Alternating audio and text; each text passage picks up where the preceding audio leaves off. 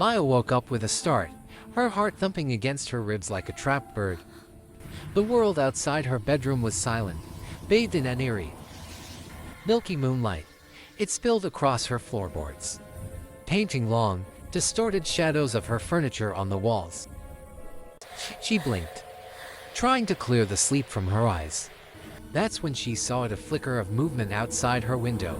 Just at the edge of her vision, a shadow, and naturally tall and thin, had darted past. She held her breath, listening. Nothing. Just the quiet hum of the old house settling around her. Maybe it was just a branch swaying in the wind, or a trick of the moonlight.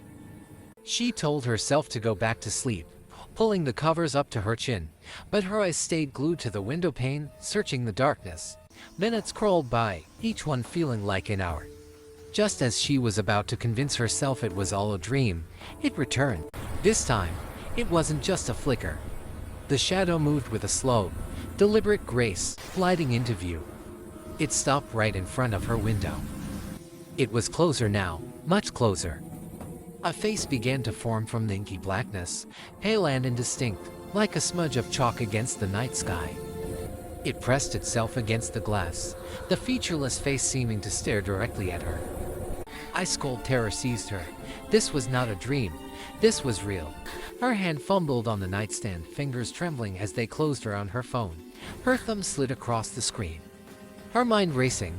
Who to call? The police. Her parents sleeping down the hall.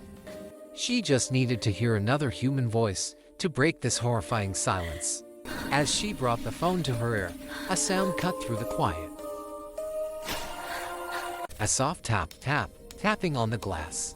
The shadow's face was still there, impossibly close.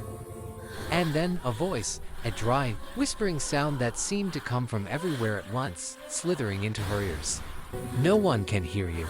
The words were a death sentence.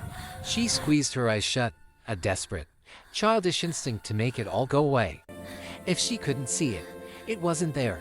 It was just for a second, a single, fleeting moment of denial. But a second was all it took.